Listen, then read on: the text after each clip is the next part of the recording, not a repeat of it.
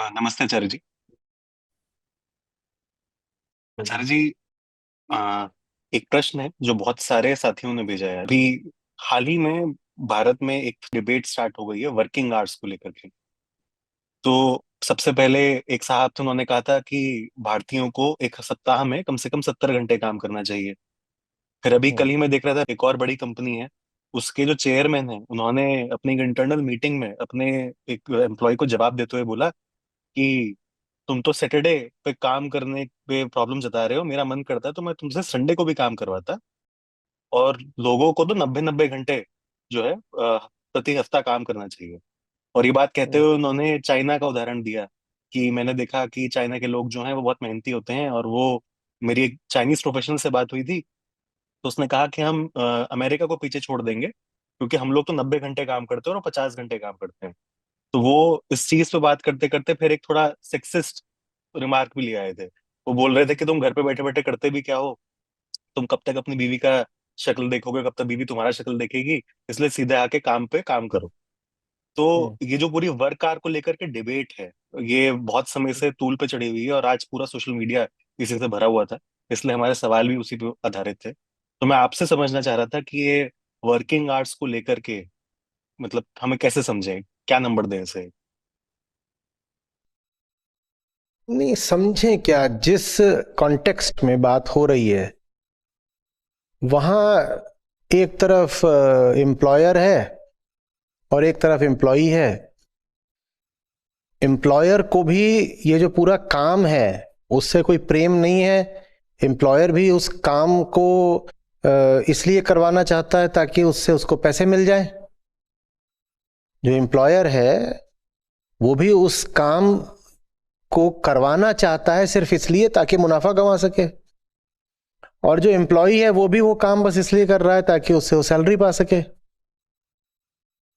तो कुल मिलाकर बात बस इतनी सी है कि आप जब बिना प्रेम के काम करते हो तो आप अपना आउटपुट अपॉन इनपुट मैक्सिमाइज करना चाहते हो। इनपुट माने कितने घंटे काम करा और आउटपुट माने कितनी तनख्वाह मिली। इनपुट माने कितने घंटे काम करा, आउटपुट माने। और ये जो इक्वेशन है जिसमें आप कहते हो कि purpose of work is to maximise output upon input, ये इक्वेशन बस एक लवलेस माहौल में काम करती है। अगर काम में प्यार आ गया तो फिर वहां दूसरी इक्वेशन चलती है, उसकी बात बाद में कर लेंगे, याद दिला देना। पर ये अभी जी। जितनी बातें हो रही हैं, चाहे इन्फोसिस की हो रही हो, एलएनटी की हो रही हो, चाइना का 996 है वहां की बात हो रही हो, ये जो पूरा डिबेट ही चल रहा है, इस पूरे डिबेट में कहीं भी ये तो है ही नहीं ना कि काम चीज क्या होती है। इस पूरे डिबेट में काम का एक ही मतलब होता है कि काम माने वो चीज जिससे पैसा मिलता है, सस्टेनेंस मिलता है, कामनाएं पूरी होती हैं, एम्बिशंस पूरी होती हैं, वगैरह वगैरह। तो इसीलिए इस पूरी डिबेट में तुमने कहीं पर ये देखा कि कोई वर्क की परिभाषा को लेकर आया हो, कि कोई पूछ रहा हो कि how do we define work first of all, ये किसी ने बात करी क्या? नहीं। हाँ, क्योंकि वो सब इस बात पर एकमत है कि वर्क का तो मतलब होता है कुछ ऐसा जिसमें हाथ पांव चलाने से पैसा मिल जाता है। आउटपुट है पैसा और इनपुट है हाथ पांव चलाया, माने कितने घंटे हाथ पांव चलाया, ये इनपुट है मेरा। तो कोई वर्क की परिभाषा बात भी नहीं करना चाहता। तो हम चलो सबसे पहले उन्हीं की दुनिया में चले आते हैं और वहीं बात कर लेते हैं, ठीक है? फिर उस दुनिया से बाहर की भी कुछ बात कर लेंगे। वो दुनिया जिसमें काम बस इसलिए होता है कि उससे आप अपना घर चला सकें, पैसे ले आएं, ताकि उन पैसों से आप कुछ और खरीद सकें, कहीं जाकर के मस्ती मार सकें, अपनी हॉबीज पूरी कर सकें, ये सब करें, शादी ब्याह कर पाए, बच्चों की फीस दे पाए। जहां काम बस इसलिए होता है वहां ये बिल्कुल जरूरी है कि काम के घंटे सीमित रखे जाएं और वर्क लाइफ बैलेंस का जो कॉन्सेप्ट है वो ऐसे इन्वायरमेंट में, माहौल में बिल्कुल एप्लीकेबल है। क्योंकि भाई वो वहां पर इसलिए थोड़ी आया है कि वो काम कर करके जान दे देगा। जो एम्प्लॉई है उसने ऑफर लेटर इसलिए थोड़ी साइन किया है कि मैं 90-90 घंटे काम करके वहां जान दे दूंगा। वो तो इसलिए आया है कि कम से कम काम करूं, इनपुट को मिनिमाइज करूं और आउटपुट को मैक्सिमाइज करूं। वो आया ही इसी नीयत से। हाँ, जो उसका नियोक्ता है, एम्प्लॉयर, उसकी नीयत बिल्कुल दूसरी है। वो कह रहा है मैं इससे ज्यादा काम ले लूं, इसे कम से कम पैसे दूं, ज्यादा से ज्यादा इसके घंटे ले लूं मैं। तो इसलिए ये एक कॉन्फ्लिक्ट ऑफ इंटरेस्ट हमेशा होके रहेगा। जब भी कभी ये स्टेटमेंट्स आएंगे कि और ज्यादा काम होना चाहिए और ज्यादा काम होना चाहिए, वो या तो ओनर से आएंगे या सीईओ से आएंगे। और जो आउटरेज मचेगी कि अरे नहीं नहीं इतना काम क्यों करा रहे हो, वर्क लाइफ बैलेंस कहां गया, बर्नआउट हो जाता है, वो सारी एम्प्लॉइज की ओर से मचेगी। तो तुम रेडिट की बात कर रहे हो, रेडिट हो, ट्विटर हो, उस पर जाके अच्छे से देख लेना कि जो कोई कह रहा होगा कि ये तो गलत है और ये एक्सप्लॉइटेशन है और एक अपर लिमिट होनी चाहिए वीकली आवर्स पे कि इतने घंटे ही काम होना चाहिए, या कि ये सब सीईओ जो ये इतने घंटे काम करने की बात कर रहे हैं ये तो शोषक हैं और नालायक हैं, उनका मजाक उड़ाया जा रहा हो या कुछ हो, वो सब एम्प्लॉइज होंगे जो मजाक उड़ा रहे होंगे, क्योंकि ये उन्हीं के पक्ष की बात है कि मुझे कम से कम काम करने को मिले, कम से कम। तो ये तो एक तरह का क्लास स्ट्रगल हो गया, ये एक वर्ग संघर्ष है। एक वर्ग है जो अपना कम से कम काम करना चाहता है, दूसरा वर्ग है जो ज्यादा से ज्यादा काम लेना चाहता है। तो वो दोनों इस पे बात कर रहे हैं।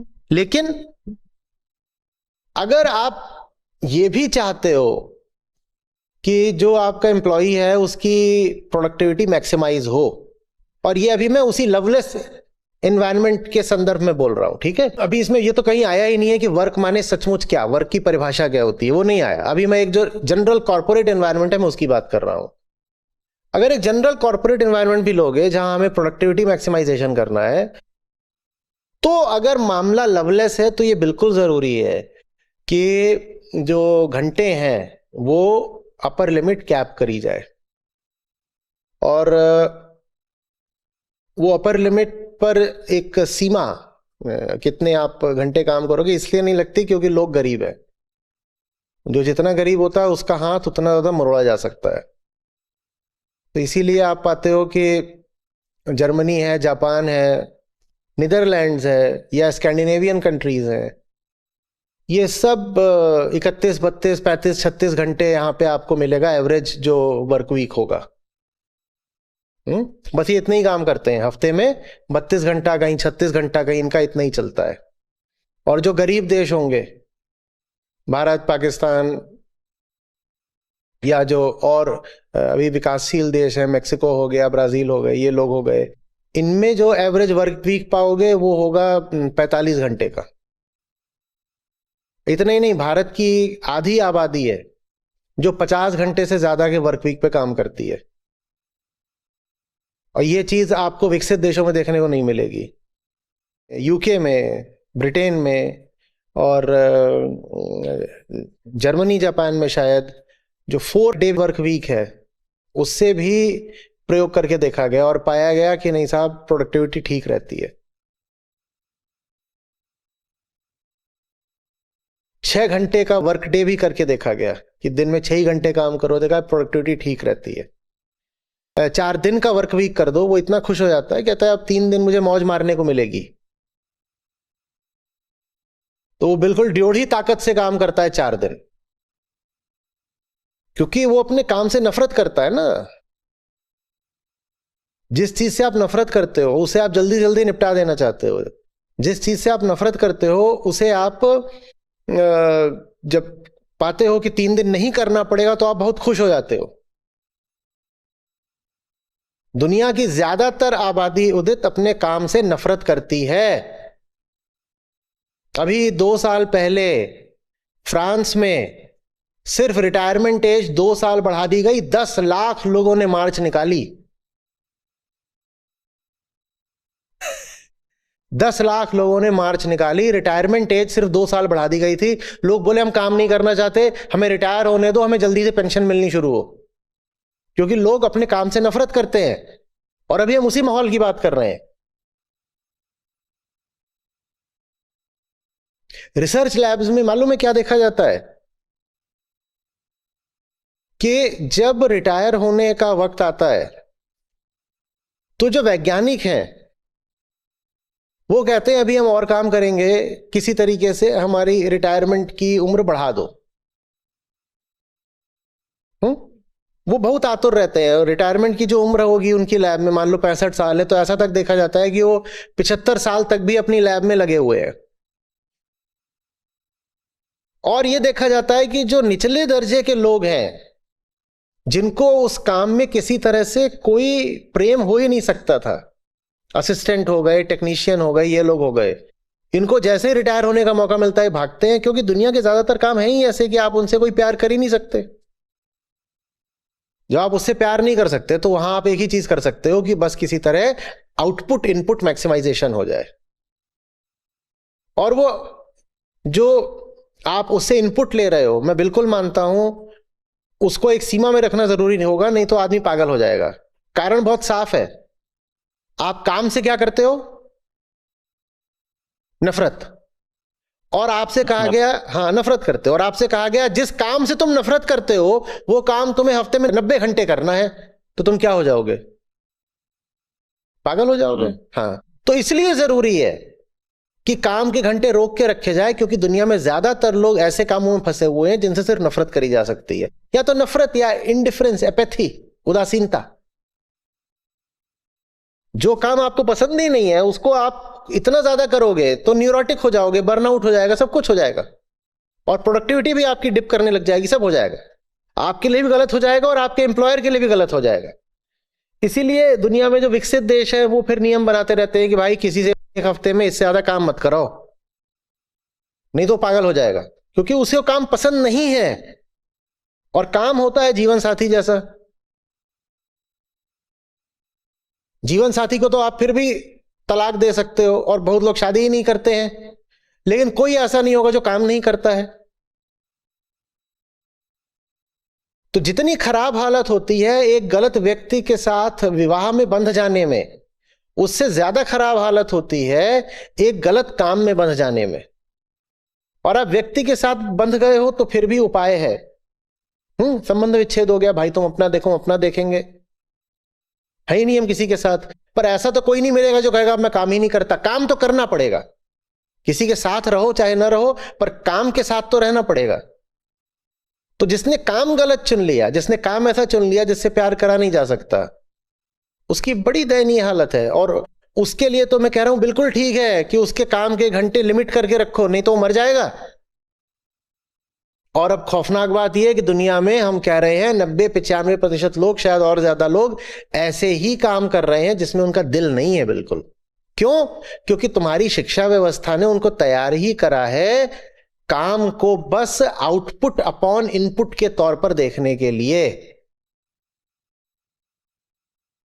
तुम्हारे परिवार ने, तुम्हारी संस्कृति, तुम्हारे प्लेसमेंट ऑफिस, ये सब क्या बोलते हैं?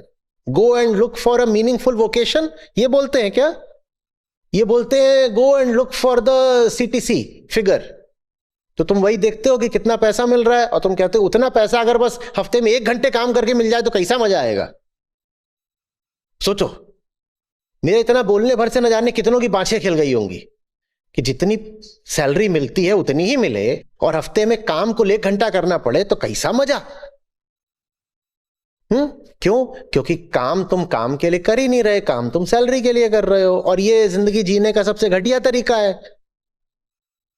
कि काम मैं करता हूं कुछ और करने के लिए। लोग कहते हैं वर्क लाइफ बैलेंस तो होना चाहिए ना। क्या करोगे? अच्छा, घर जाकर के वर्क लाइफ बैलेंस होना चाहिए तो हॉबी परस्यू करेंगे। तुम्हारे हॉबी है, तुम्हें हॉबी से इतना प्यार है, तो तुमने उस हॉबी को अपनी जिंदगी क्यों नहीं बनाया? क्यों नहीं बनाया? तुम कहते हो नहीं मैं घर जाकर के क्वालिटी टाइम स्पेंड करूंगा अपने बीवी बच्चों के साथ। तुम क्वालिटी इंडिविजुअल ही नहीं हो, तुम क्वालिटी टाइम कैसे स्पेंड करो किसी के साथ? तुम क्वालिटी इंडिविजुअल होते तो तुमने सबसे पहले क्वालिटी वर्क अपने लिए खड़ा करा होता ना। तुम आदमी ही ऐसे हो जिसने अपने आप को बेच रखा है अपनी नौकरी में, सीटीसी के चक्कर में। ये बिका हुआ आदमी घर में क्या क्वालिटी टाइम स्पेंड करेगा? ये तो अपने बच्चों को भी बस बिकना सिखा देगा। और मैं इस आदमी की सेहत के लिए बिल्कुल कह रहा हूं कि भाई इससे ज्यादा काम मत कराओ। अधिक से अधिक 40 घंटे इससे हफ्ते में काम कराना, नहीं तो ये पागल हो जाएगा। मुझे तो बहुत दया है इस पे, मैं तो इससे और कम काम कराऊं। मैं जिनको देखता हूं कि उन्हें अपने काम से प्यार नहीं है, मैं उनको सजा ये देता हूं कि उनका काम कम कर देता हूं। क्योंकि उनको काम देना उन पर अत्याचार है। मैं कैसे किसी पे अत्याचार करूं? काम मैं उसको देता हूं जिसको काम से प्यार हो। और ये बड़ी अजीब बात है, इसको काम से प्यार होता है, मैं कहता हूं और कर और कर और कर। प्यार तो अनंत होता है, तू और कर। और जिसका मुझे दिखता है कि नाक बहुत सिकोड़ रहा है, ज्यादा हो गया, ये नहीं करूंगा वो नहीं करूंगा, हो नहीं रहा है, मतलब छट, काम कम करो, छट। अब यहां से हम आते हैं कि काम की परिभाषा क्या होनी चाहिए। बहुत लोगों ने तो ये जो रिकॉर्डिंग हो रही है यहीं तक देखनी बंद कर दी होगी। जैसे ही हमने कहा कि ये जो तुम वर्क लाइफ बैलेंस मांगते हो बस इसलिए मांगते हो क्योंकि तुम्हारी जिंदगी में काम के लिए कोई प्यार नहीं है, वैसे ही बहुत लोगों ने कहा नहीं नहीं ये तो बेकार की बात है, हम नहीं सुन रहे, हम नहीं सुन रहे। ठीक है, जब एक बार आदमी अपने आप को सीटीसी के लिए बेच दे, उसके बाद सच सुनना उसके लिए बड़ा मुश्किल हो जाता है। काम क्या होता है? काम आशिकी होता है। काम वो चीज होता है जिसके लिए तुम कहो मैं पैसे देने को तैयार हूं, मैं पैसे देने को तैयार हूं। ये तो छोड़ दो कि मैं सैलरी मांग रहा हूं, कुछ मिल गया ऊपर से तो बोनस है भाई, बहुत कुछ मिल गया ऊपर से तो ग्रेस है भाई, अनुकंपा है, अनुग्रह है, ग्रेस है। कुछ और मिलता गया तो कोई दिक्कत नहीं, आ रहा है वो। पर जो मिल रहा है उसके लिए काम नहीं कर रहे, काम के लिए काम कर रहे। काम इतना प्यारा है कि घंटे गिने कौन? हमें कैसे पता चले हमारा कितना आवर का वर्क वीक है? हमने कभी घंटे गिने ही नहीं। और गिनेंगे तो एक ही आंकड़ा आएगा, 24, क्योंकि दिन में 24 ही घंटे होते हैं। और 24 घंटे हम आशिकी के अलावा कुछ करते नहीं। वही आशिकी, हमारा प्यार, हमारा काम बनकर सामने आ जाती है। हम कैसे बताएं कि मेरे कितने आवर का वर्क वीक है? कैसे बताएं? और एक बात और बताऊं, ये मत सोचना कि ये सीईओ लोग जो कह रहे हैं कि और काम करो और काम करो, इन्हें अपने काम से बहुत प्यार है इसलिए कह रहे हैं और काम करो। ना ना ना ना ना। अभी तो जो एम्प्लॉय की तरफ से तो हमने बोला कि वो तो बेचारा बस आता है पैसे के लिए करने, तो वो यही कहेगा कि घंटे कम करो मेरे। पर जो सीईओ और जो ओनर्स होते हैं जो बोलते हैं कि घंटे बढ़ाओ, वो भी घंटे इसलिए बढ़ाने को नहीं बोल रहे कि वो उन्हें बहुत प्यार है काम से, वो घंटे बढ़ाने को इसलिए बोल रहे हैं क्योंकि आम एम्प्लॉय की तुलना में वो 300 400 800 गुना सैलरी उठाते हैं। जब इतनी सैलरी लोगे तो बिकना भी तो और पूरा ही पड़ेगा ना। जो तुमको इतना दे रहा है वो इसलिए थोड़ी दे रहा है कि फ्री में तुम ऐश करो। जो तुम्हें इतने पैसे देगा, जो एवरेज सीईओ कॉम्पेंसेशन है वो 300:1 है भारत में, और कुछ कुछ कंपनियों में 1000:1 से भी वो आगे का है। माने जो एवरेज एम्प्लॉय सैलरी है और जो सीईओ सैलरी है उसमें 1000:1 का रेशियो है, समटाइम्स एक्सीडिंग दैट। तो जो इतने पैसे लेगा वो तो करेगा ही काम। तो वो क्या बता रहा है कि मैं बहुत काम करता हूं? तू इतने काम नहीं करेगा तो तुझे बोर्ड लात मार के निकाल देगा। तो तू क्या बोल रहा है कि मैं रोल मॉडल हूं, मैं इतना काम करता हूं, चलो तुम सब भी करो। जितने पैसे तुम्हें मिलते हैं उतने तुम उनको भी दे दो तो वो भी करेंगे। उनको क्या बता रहे हो कि तुम्हें 90 घंटे काम करना चाहिए, 190 घंटे काम करना चाहिए? जितना तुम खाते हो उनको भी खिला दो तो वो भी करेंगे, खुशी खुशी करेंगे। ये सब तो रूखी जिंदगी के अफसाने हैं। ये सब वही है कि काम इसलिए होता है कि पैसा आए, पैसा इसलिए होता है कि कंजम्पशन करेंगे। इसलिए गीता चाहिए होती है। वो बताती है कि क्या मौज है निष्कामता में, कि जब कर्म इसलिए नहीं होता कि कर्मफल मिलेगा। कर्म इसलिए होता है कि कर्म अपने आप ही ऊंची से ऊंची चीज है। क्यों ऊंची है? क्योंकि वो हमारे बोध से निकल रही है। हम कुछ समझते हैं, हम कुछ जानते हैं, इसलिए हम कुछ करते हैं। तो हमारे करने में फिर एक धार है, एक बात है, एक प्यार है। हम पीछे नहीं हटने वाले। स्टार्टअप्स इतनी फेल होती हैं, हम जानते ही हैं। 20 अगर स्टार्टअप्स होती हैं उसमें से 19 फेल कर जाती हैं। फेल क्यों कर जाती हैं? इसलिए कि उन्होंने मार्केट सेगमेंट सही नहीं चुना था, उनका प्रोडक्ट खराब था, फंडिंग नहीं मिली, कुछ नहीं। ज्यादातर स्टार्टअप्स फेल नहीं करती हैं, बंद करी जाती हैं। क्यों बंद करी जाती हैं? क्योंकि वो शुरू ही करी गई थी बस मुनाफा खाने के लिए, और 2-3 साल हो गए, दिखाई दे रहा है कि उतना मुनाफा तो बन ही नहीं रहा जितने की हवस थी, तो बंद करो इस कंपनी को। काम काम के लिए थोड़ी करा जा रहा है, काम परिणाम के लिए करा जा रहा है। तो फिर काम से प्यार कैसे होगा? सारा प्यार तो परिणाम से है, और ये चीज बचपन से ही डाल दी जाती है दिमाग में। मम्मी बोल रही है धनिया छोटे को कि तू अगर बोर्ड टॉप करेगा तो मैं तुझे बहुत बहुत प्यार करूंगी, माने प्रेम भी तुम्हें मिलेगा एक अकम्प्लिशमेंट के तौर पर। वाह बेटा वाह। तो कहता है कि टॉप ही तो करना है ना, इसमें यह थोड़ी है कि मैंने कितनी गहराई से गणित पढ़ी कि इतिहास पढ़ा कि क्या पढ़ा, टॉप ही तो करना है कि किसी भी तरीके से मैं टॉप कर जाऊं तो मेरा काम हो जाए। माने रिजल्ट फोकस, प्रोसेस फोकस नहीं मामला, लव फोकस नहीं मामला, हार्ट फोकस नहीं, बस किसी भी तरीके से आड़े तिरछे तरीके से एक रिजल्ट ले आ दो। तो रिजल्ट ही जब लाना है तो रिजल्ट जितने कम इनपुट में आ जाए उतना अच्छा भाई, अच्छा। उतना अच्छा। तो हर आदमी लगा हुआ है कि वर्क फ्रॉम होम भी कर लूंगा और मेरा 4 डे वर्क वीक भी कर दो और 30 घंटे कुल काम करूंगा, और मैं उनसे सहमत हूं। मैं तो कह ही नहीं रहा कि इनके घंटे बढ़ाओ, मैं कह रहा हूं इनके घंटे और कम कर दो, बेचारों की बड़ी दुर्दशा है, इन पे दया करो। इससे बड़ी सजा इनको क्या मिलेगी कि ये ऐसा काम कर रहे हैं जिसको ये चाहते नहीं? ये तो इतनी बड़ी सजा है, अब इनको काम पे बुला के और सजा काहे को दे रहे हो? जिस आदमी को जिंदगी में एक मकसद मिल गया हो, पर्पस, उससे जाके पूछना, तुम पाओगे कि उसकी कलाई में घड़ी तक नहीं बंधी हुई है। क्या दिन क्या रात, क्या गुरुवार क्या शनिवार क्या इतवार, क्या ये महीना क्या वो महीना, क्या गर्मी क्या बरसात, वो तो डूबा हुआ है अपनी मौज में।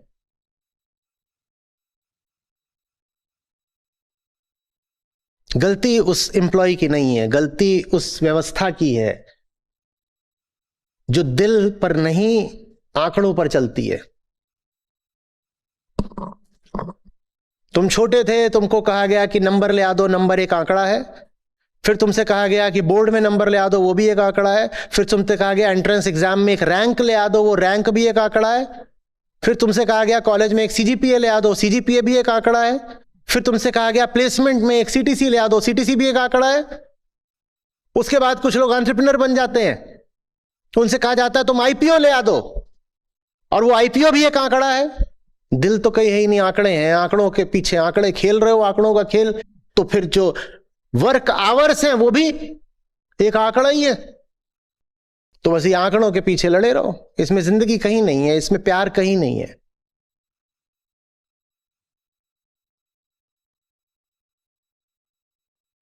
तो जिनको बिकी हुई जिंदगी जीनी है, मैं बिल्कुल सहमत हूं, उनके लिए वर्क आवर्स बिल्कुल लिमिटेड होने चाहिए और उनके वर्क लाइफ बैलेंस का पूरा ख्याल किया जाना चाहिए। लेकिन मैं साथ ही ये भी पूछ रहा हूं कि आंकड़ों पैसों के पीछे, सुविधाओं के पीछे बिकी हुई जिंदगी जीना जरूरी है क्या?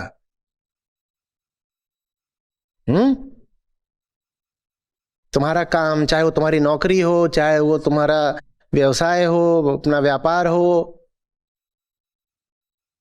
वो एक दिली चीज क्यों नहीं हो सकता? दिली चीज क्यों नहीं हो सकता? ये सवाल है, सबके लिए सवाल है।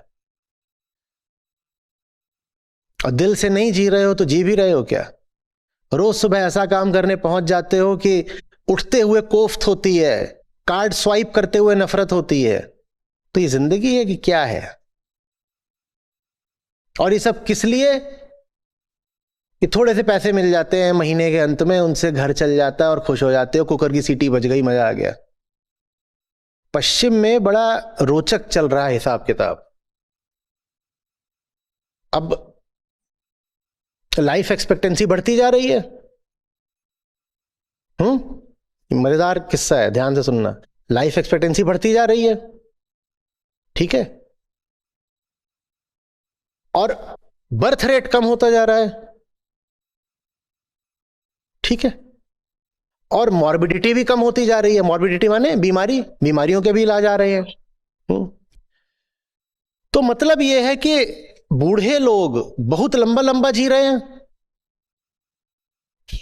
बूढ़े लोग बहुत लंबा लंबा जी रहे हैं और बीमार है नहीं, और रिटायर 60 में हो गए थे और जिएंगे 90 तक, और 60 से 90 के बीच में भी हट्टे कट्टे हैं अभी वो, और बर्थ रेट कम हो गया है तो जवान लोग हैं नहीं। लेकिन ये जो बूढ़े थे ये 60 में ही रिटायर हो गए, तो अब इकोनॉमी में प्रोडक्शन कौन करे? जवान लोग हैं नहीं, बूढ़े 60 में रिटायर हो गए पर जिएंगे अभी लंबा। तो बूढ़ों के ऊपर ये आ रहा है कि भैया और काम करो, 70 की उम्र तक काम करो। तो एक ओपिनियन ये बड़ा पश्चिम में निकल के आ रहा है कि भाई ये जो एजिंग रिसर्च वगैरह हो रही है इसकी जरूरत ही नहीं है। अगर ज्यादा जीने का मतलब यह है कि ज्यादा काम करना पड़ेगा तो हमें ज्यादा जीना ही नहीं है। लोगों को अपने काम से इतनी नफरत है कि कह रहे हैं कि अगर एक एक्सटेंडेड लाइफ स्पैन का मतलब यह होगा कि हमारी रिटायरमेंट एज भी आगे को पुश होगी, तो हमें एक्सटेंडेड लाइफ स्पैन मत दो, हम ज्यादा नहीं जीना चाहते पर हम काम नहीं करेंगे, हम जल्दी मर जाए वो स्वीकार है पर ये काम मत कराओ क्योंकि हम इस काम से घृणा करते हैं। एक सर्वे हुआ था, ब्रिटेन में हुआ था, उसके तुम डिटेल्स खोज लेना। उसमें मैं समझता हूं बहुत बड़ा प्रतिशत था, शायद 40, शायद 60 या 70, वो जो ब्रिटिश एम्प्लॉइज थे वो कह रहे थे कि we consider our job as either frivolous और redundant. We consider our job as either frivolous और रिडंडेंट। अब ये आदमी तो कहेगा ही ना कि भाई मुझसे ज्यादा काम मत कराओ, और चूंकि उनका काम फ्रिवलस है, ट्रिवियल है, रिडंडेंट है, तो इसीलिए अब और एक नया भूत खड़ा हो गया है एआई के नाम से।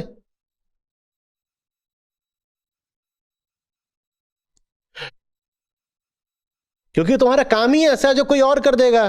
तुमने दिल से कुछ किया होता तो एआई तुम्हारी जॉब नहीं छीन सकता था, क्योंकि आर्टिफिशियल इंटेलिजेंस को रियल लव नहीं आता है। एआई को कुछ भी आ जाए, प्यार तो नहीं आ जाएगा ना। तुम अपने काम में वो चीज डालते होते जो सिर्फ एक इंसान डाल सकता है, अ ट्रांसेंडेंटल क्रिएटिविटी, तो एआई तुमको आसानी से रिप्लेस नहीं कर सकता था। पर तुम्हारा काम है ही बस ऐसा पेपर पुशिंग, तो अब तुम रोते हो कि एआई मेरा जॉब छीन लेगा।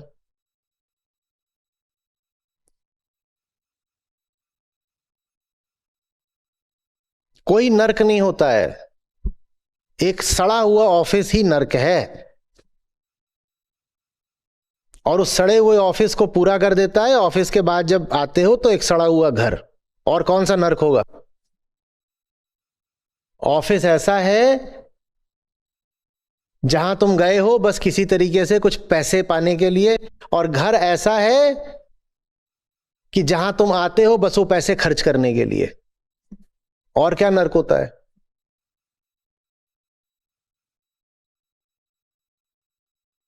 सैलरी के लिए काम करते हैं, सैलरी के लिए काम करते हैं। अच्छा, महीने में कितने दिन सैलरी मिलती है? 1 दिन मिलती है।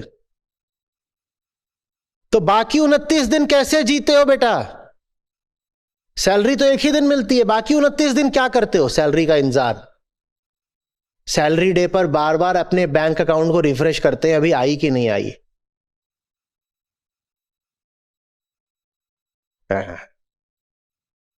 क्या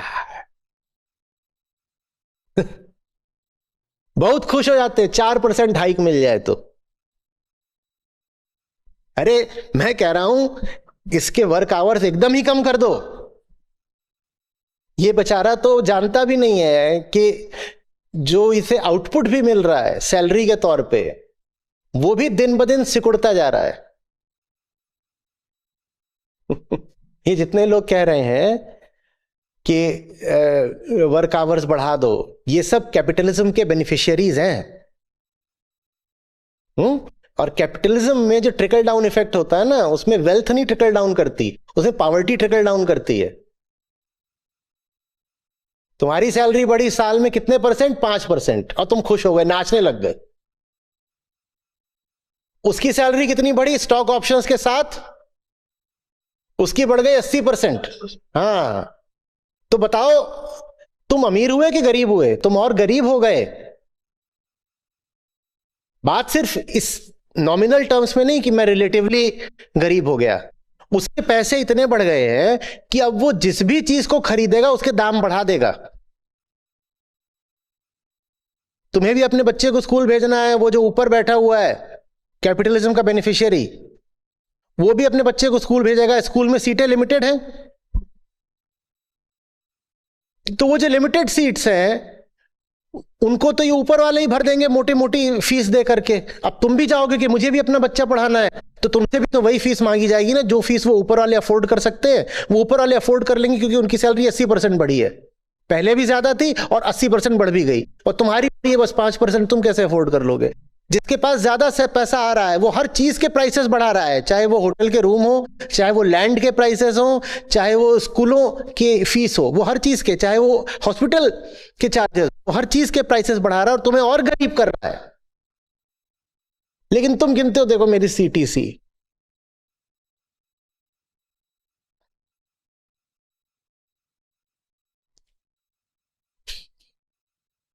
ये पूरी डिबेट ही फ्रिवलस है। कितने घंटे काम, कितने घंटे नहीं काम, दोनों और जो लोग बात कर रहे हैं दोनों ही कैदी हैं एक शोषक व्यवस्था के। जो कह रहा है घंटे बढ़ाओ वो भी कैदी है, जो कह रहा है घंटे नहीं बढ़ाओ वो भी कैदी है। आजादी तो आशिकी में है, वो दोनों में से कोई जानता नहीं। दोनों के लिए आजादी का ये मतलब है कि वीकेंड पे जाके गोल्फ खेलाए। ये आजादी जो हफ्ते में 2 घंटे के लिए मिलती है, इसको आजादी कहूं कि जेल? जेल के कैदियों को भी 2 घंटे की आजादी तो मिल ही जाती है।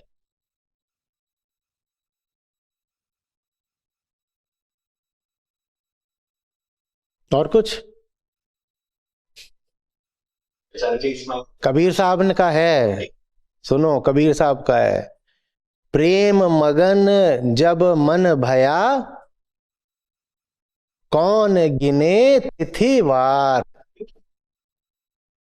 कि जब प्रेम में मन मगन हो जाता है ना, तो तिथि और वार माने दिन, ये नहीं गिने जाते। लेकिन जिनके पास प्रेम नहीं है, मैं कह रहा हूं उनको तो जरूर गिनना चाहिए, और उनको बिल्कुल गिनना चाहिए कि 35 घंटे से आधा घंटा आधा काम नहीं करेंगे। उनको तो मैं कह रहा हूं पहले ही इतनी सजा मिल रही है, लवलेस लाइफ जी रहे हैं, उनको और सजा क्यों देते हैं उनसे काम करा करा के? सर जी, बहुत बार मैंने देखा कि जो हमारे साथी गीता सत्व से जुड़े हुए हैं वो ये प्रश्न करते हैं और लगभग शिकायत सी करते हैं कि हम लोग आचार्य जी की तरफ जब आए थे तो जीवन में एक तरह की शांति चाहते थे, क्योंकि हमारा जो मन था उसमें बहुत सारी चीजें, फालतू के विचार भरे हुए थे। पर जब आचार्य जी के पास पहुंचे तो जीवन के ऐसे पड़ाव पे पहुंचे कि उस समय पे हम लोगों ने एक तरह की व्यवस्था में जीना शुरू कर ही दिया था, और धीरे धीरे समझ में आने लगा कि वो व्यवस्था गलत है और उससे बाहर निकलने की जरूरत है। पर ये जो विचार ही भर होता है ये अपने आप में और ज्यादा एंजाइटी और टेंशन बढ़ा देता है। तो वो समझते हैं कि मतलब, फिर पूछना चाहते हैं इस तरह से कि जो सही काम है वो भी कहीं ना कहीं लगता है कि बहुत ज्यादा स्ट्रेस देता है, एंजाइटी देता है, तो क्या वो सही है? सही काम से स्ट्रेस नहीं मिलता है, अपने लालच से मिलता है। बिल्कुल पसीने छूटने लग जाते हैं कि अरे अगले महीने से इतने लाख नहीं मिलेंगे क्या। सही काम स्ट्रेस नहीं देता, बुरे काम के छूटने का डर स्ट्रेस देता है। सही काम कैसे स्ट्रेस देगा? वो तो सही काम है, उसमें क्या स्ट्रेस है? डर बस ये है कि तमाम तरीके की हवस बैठा ली है, अपने कॉस्ट स्ट्रक्चर्स खड़े कर लिए हैं। इतना पैसा इस चीज में तो खर्च करना ही है, इतना पैसा उस चीज में तो खर्च करना ही है। बुरा काम ऐसे ही थोड़ी आता है, वो सीटीसी लेके आता है ना। तो सीटीसी के छूटने का डर लगता है और कोई बात नहीं है। और सीटीसी कोई नहीं खाता, उस सीटीसी से जो सुविधाएं भोगते हो उनके छूने का टेंशन हो जाता है। सुविधाएं छूट जाएंगी, सुविधाएं, क्या सुविधाएं? कुछ भी नहीं। सुविधाएं ये है कि साधारण बाथरूम मिल जाएगा। अभी कौन सा, अभी जकूजी वाला है, बड़ा टेंशन हो गया, हार्ट अटैक हो रहा है, हाय हाय हाय मेरा जकूजी छूट गया। क्या स्ट्रेस है कि ये साधारण टीवी है, अभी मान लो कितने इंच का टीवी है ये,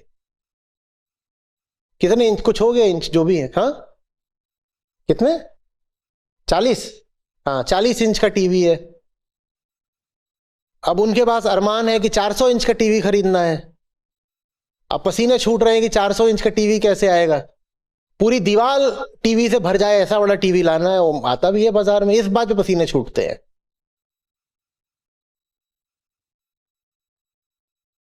आए कि पसीने नहीं तो, जिन चीजों की तुम्हें सचमुच कोई जरूरत नहीं, तुम उन चीजों की आदत डाल लो, उसके इर्द गिर्द तुम एक कॉस्ट स्ट्रक्चर खड़ा कर लो, फिर बोलो कि मैं तो अब मजबूर हो गया, मैं साफ सुथरी सही जिंदगी कैसे जीऊं, मेरे ऊपर तो लायबिलिटीज है। कौन सी लायबिलिटी है, क्या लायबिलिटी? नहीं, लायबिलिटी ये है मुझे 1000 स्क्वायर मीटर के प्लॉट में अपना किला खड़ा करना है, ये मेरी छोटी सी आशा है। और क्यों खड़ा करना है? क्योंकि पता है नहीं खड़ा करेंगे तो बीवी भाग जाएगी। बीवी क्यों भाग जाएगी? क्योंकि बीवी को तुमसे प्यार तो है नहीं, ना तुम्हें बीवी से प्यार है। बीवी भी तुम्हारे साथ इसीलिए लालच में बैठी हुई है कि एक दिन वो मैंशन बनेगा, वो उस मैंशन की रानी बनेगी। तो इसलिए तुम्हारे लिए जरूरी है कि घटिया नौकरी भी करते रहो सीटीसी के लालच में। हम्म।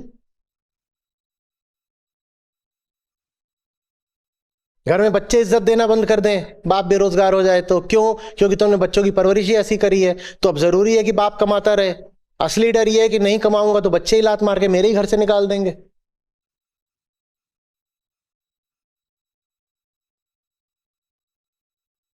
कम कमाऊंगा तो समाज में साख गिर जाएगी, दोस्तों के बीच बट्टा लग जाएगा। क्यों? क्योंकि तुमने दोस्त बनाए ही ऐसे, तुम्हारा पैसा देख के तुम्हारे पास आए थे। तुम बेरोजगार हो जाओ, तुम एक सादा जीवन जीने लगो, तुम्हारे सारे दोस्त भाग जाएंगे। अच्छी बात है ना, भाग जाए तो। ऐसे घटिया दोस्त रखने से फायदा है कोई?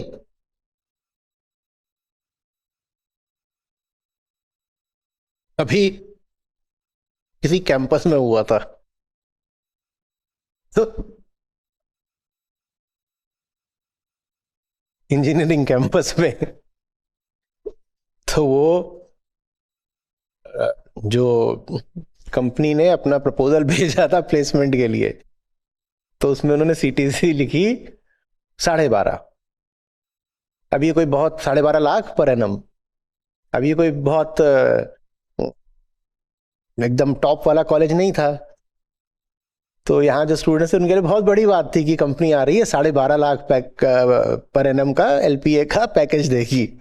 मैंने हाथ में ही 70-80 हजार शुरू में ही आ जाएगा तो बहुत बड़ी बात है।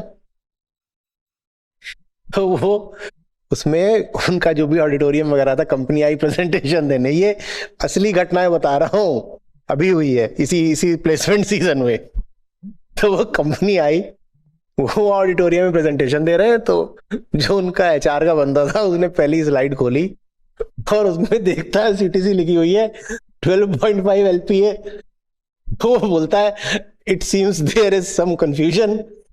स्टूडेंट्स भी हैरान थे क्योंकि फ्रेशर्स की तो बहुत दुर्गति है। फ्रेशर्स को अभी भी आईटी इंडस्ट्री में भी on an average 3-3.5 lakh per annum salary मिलती है, और ये कॉलेज कोई टॉप का कॉलेज भी नहीं था। तो स्टूडेंट्स भी एकदम पगलाए हुए थे, 12.5 लाख देने वाली कंपनी आ रही है। पूरा ऑडिटोरियम साकच भर गया। जो पास आउट हो चुके थे कहीं और नौकरी कर रहे थे, आगे के बैचेस वाले, वो भी आगे बैठ गए कि हम भी ये नौकरी दे दो। तो एचआर का बंदा पहली स्लाइड देखता है, बोलता है it seems there is some confusion, और उसने वो जो 1 था वो हटा दिया। बोलता है 2.5 एलपीए। जब बोलता है 2.5 एलपीए तो पूरा ऑडिटोरियम खाली हो गया। एचआर के लोगों के सामने से सारे स्टूडेंट्स उठ करके बाहर निकल गए। अब तुम क्या करोगे बताओ? कोई ये भी नहीं पूछ रहा कि ये तो बता दो जॉब प्रोफाइल क्या है, केआरए क्या है, कुछ नहीं जानना किसी को। सब वहां करके बैठ गए थे कि पैसा मिलेगा। अब जिसको पैसे के लिए काम करना है वो तो कहेगा ही कि फ्री में ही दे दो पैसा, एक भी दिन ऑफिस ना जाना पड़े, एक भी घंटे काम ना करना पड़े तो पैसा। जैसे कि आप रिजल्ट के लिए काम कर रहे हो, आपसे कहा जाए आपको 99% मार्क्स मिल जाएंगे एग्जाम बिना दिए, तो आप मना थोड़ी करोगे। यही हमें हमारे परिवार ने, जो हमारा लोक धर्म है, जो हमारा लोक दर्शन है, उसने सिखाया है कि प्यार से नहीं काम करना है, परिणाम से काम करना है। किसी भी तरीके से बस परिणाम आना चाहिए। गीता कहती है प्यार ही परिणाम है। मां फलेषु कदाचनम, फल से हमें क्या लेना देना।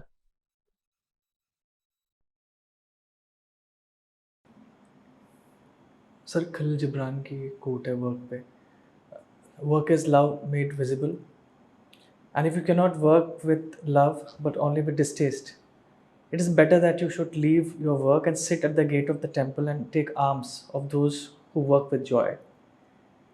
मतलब मुझे हमेशा इस second part of the quote समझ नहीं आता था, मतलब वो क्यों कह रहे हैं। आम से मतलब है सीख,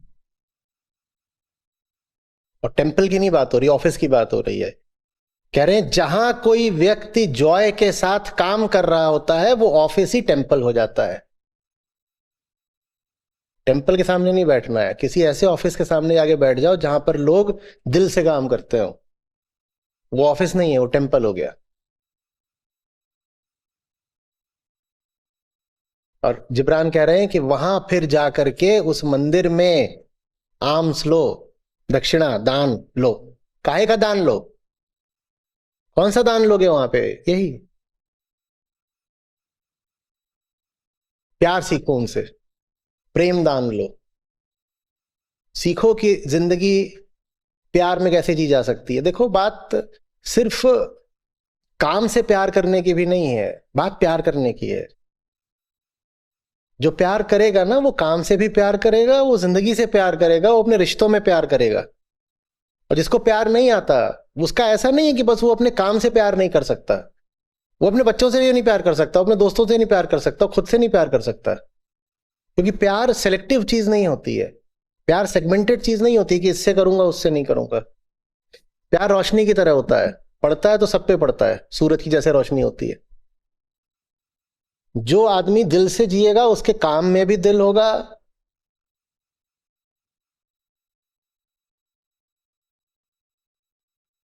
उसके एक एक कदम में दिल दिखाई देगा। और जो जो पैसे के लिए कर रहा है वो फिर कहेगा कि जहां दहेज ज्यादा मिल रहा होगा वहीं शादी कर लूंगा, और जहां सिटी से ज्यादा मिल रही होगी वहां नौकरी कर लूंगा।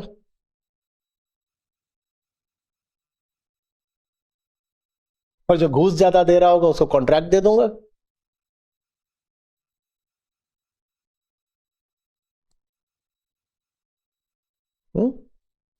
और ये जो प्यार है इसको कौन सिखाता है? यही सीखना विजडम है, यही आत्मज्ञान है, यही आत्मावलोकन है। इसी के लिए हमारे गीता सत्र है, पूरा गीता कार्यक्रम हमारा इसीलिए है कि हम प्यार सीख सकें। आप गीता में श्लोक सीखने थोड़ी ही आए हो, आप गीता में आए हो ताकि आप प्यार सीख सको।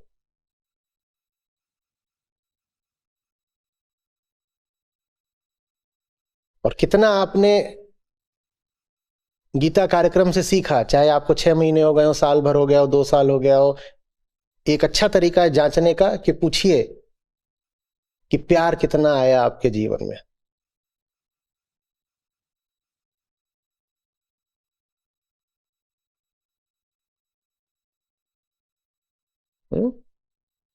प्यार माने विराटता, दे पाना, और प्यार की कमी माने क्षुद्रता, गिनना, कितना मिला कितना मिला कितना मिला।